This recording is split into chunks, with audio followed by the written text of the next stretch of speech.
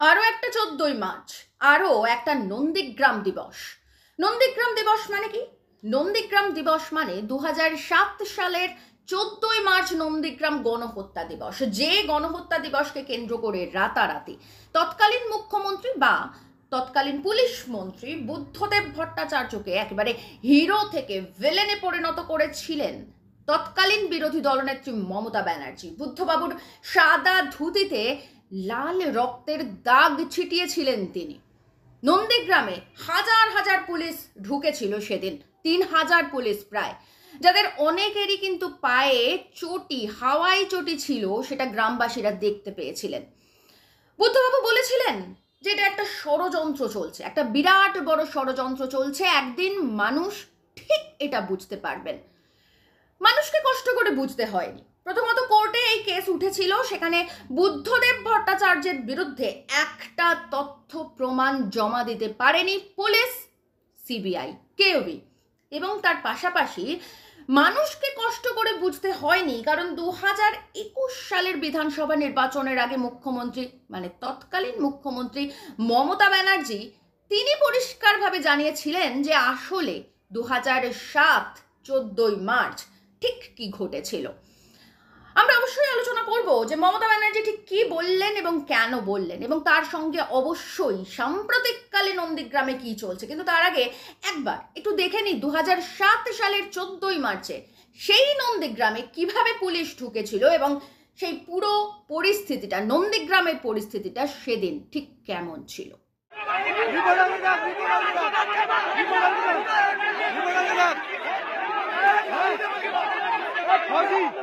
फौजी मेरे बिगाड़ी हो रही है भाई मैं आरएसएस के गुंडे हो हम तो आरएसएस के गुंडे हो गुंडे गुंडे हैं आरएसएस के गुंडे गुंडे हैं आरएसएस के आप वीडियो बनाओ बनाओ वीडियो बनाओ वीडियो बनाओ वीडियो वीडियो बनाओ बनाओ वीडियो वीडियो बनाओ वीडियो बनाओ अरे आप तो फौजी हो मुख से गाली क्यों निकलते माँ बाप घर में घुस के मारोगे घर में घुस के मारो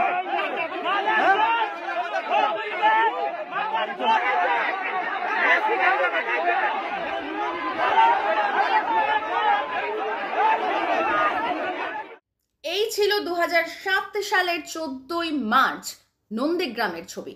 যে নন্দীগ্রামে তৎকালীন বিরোধী নেত্রী মমতা ব্যানার্জি তিনি অভিযোগ তুলেছিলেন, বুদ্ধবাবু পুলিশ পাঠিয়েছিলেন, বুদ্ধবাবু নির্দেশ দিয়েছিলেন নন্দীগ্রামের মানুষকে মারতে। যদিও সেই কেস কোর্টে কিচ্ছু প্রমাণিত হয়নি, যেমন বললাম কোনো পুলিশ, কোনো সিবিআই কেউ কোনো তথ্য প্রমাণ জমা দিতে পারেনি, সাবমিট করতে পারেনি। পাশাপাশি 2021 সালে মানুষ, এ রাজ্যের মানুষ ম্যাজিক দেখলেন। কি দেখলেন?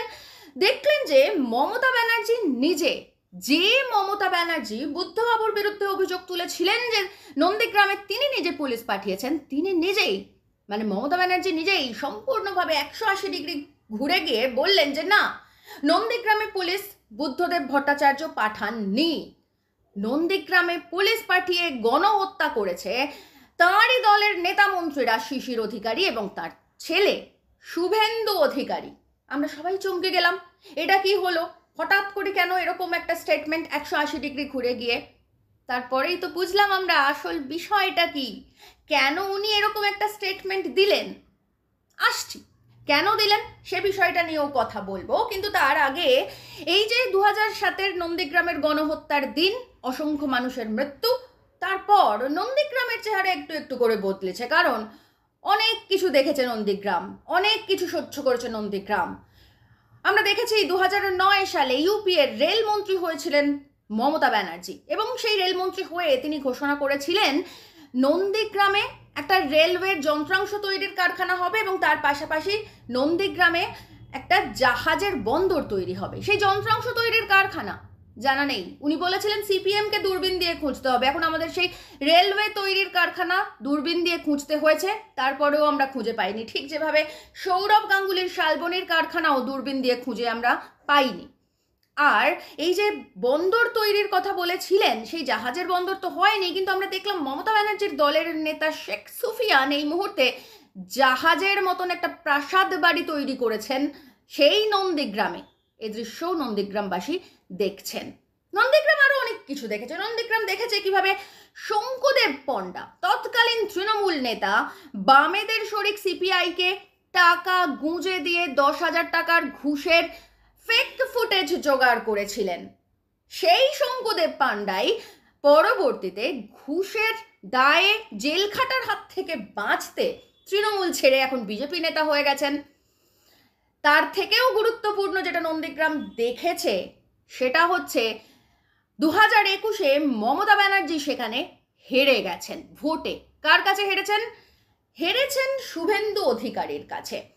মমতা ব্যানার্জি যদিও প্রায় প্রতিদিনই এখনো পর্যন্ত বলে যাচ্ছেন যে উনি আসলে হারেননি, উনি আসলে জিতেই ছিলেন, কিন্তু শুভেন্দু কোনো একটা কিছু কারসাজি করে ওনাকে হারিয়ে দিয়েছে এবং উনি কোনো একদিন সেটা কোর্টে প্রমাণ করে দেবেন। এখন মমতা ব্যানার্জি এ রাজ্যের আইনমন্ত্রী, তিনি যদি নিজের কেসটা নিয়েই 4-5 বছর ধরে কোনো হিল্লে না করে উঠতে পারেন, সেক্ষেত্রে এ রাজ্যের মানুষের আইনগত সুবিধা পাওয়ার দিকটা যে কোন জায়গায় রয়েছে এই ঘটনা থেকে মোটামুটিভাবে সেটা পরিষ্কার হয়ে যায়। কিন্তু বিষয়টা হচ্ছে যে মমতা ব্যানার্জি কি সত্যি হেরেছিলেন সেদিন? সেই প্রশ্ন কিন্তু শুধুমাত্র মমতা ব্যানার্জির একার নয়, এ রাজ্যের রাজ্যবাসীরও। কারণ শাহরুখ খান বহুদিন আগে বলে গেছেন, হারকে জিতনে वालों বাজিগর कहते हैं। এখন মমতা ব্যানার্জি হারলেন, জিতলেন শুভেন্দু অধিকারী, আর জিতে হলেন বিরোধী দলনেতা।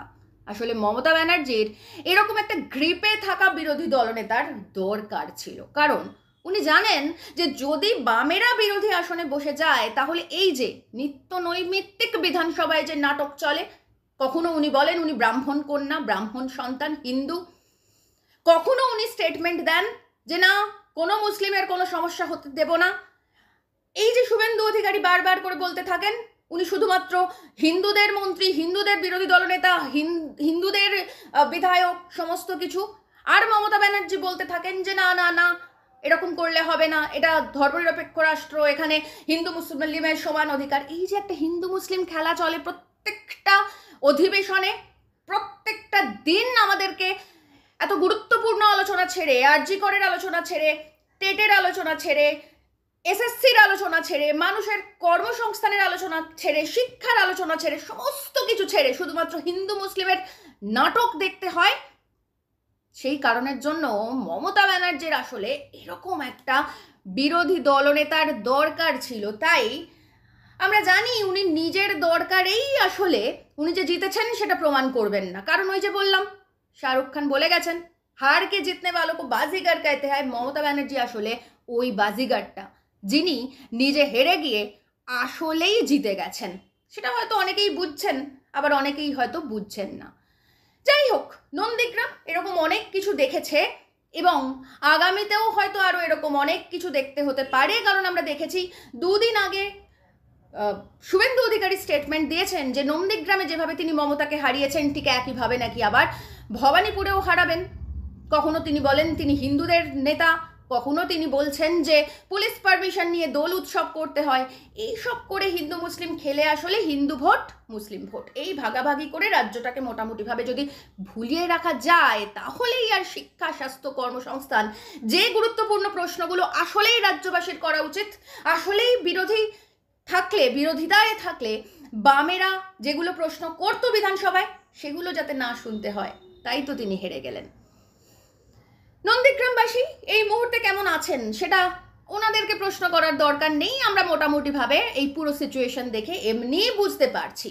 কিন্তু যাই হোক, এরকম কলঙ্কিত একটা গণহত্যার দিন ছাড়াও 14ই মার্চ আরও একটা গুরুত্বপূর্ণ দিন, কারণ আজকের দিনেই পৃথিবীর সর্বশ্রেষ্ঠ দার্শনিক কার্ল মার্কসের মৃত্যু হয়েছিল, যে মৃত্যু গোটা পৃথিবীকে নাড়িয়ে দিয়েছিল। এবং কার্ল মার্কসের সেই স্টেটমেন্ট, তিনি বলেছিলেন গোটা পৃথিবীর সমস্ত দার্শনিকরা আসলে পৃথিবীকে ব্যাখ্যা করেছেন, but it's time is to change it, মানে পৃথিবীকে বদলাতে হবে।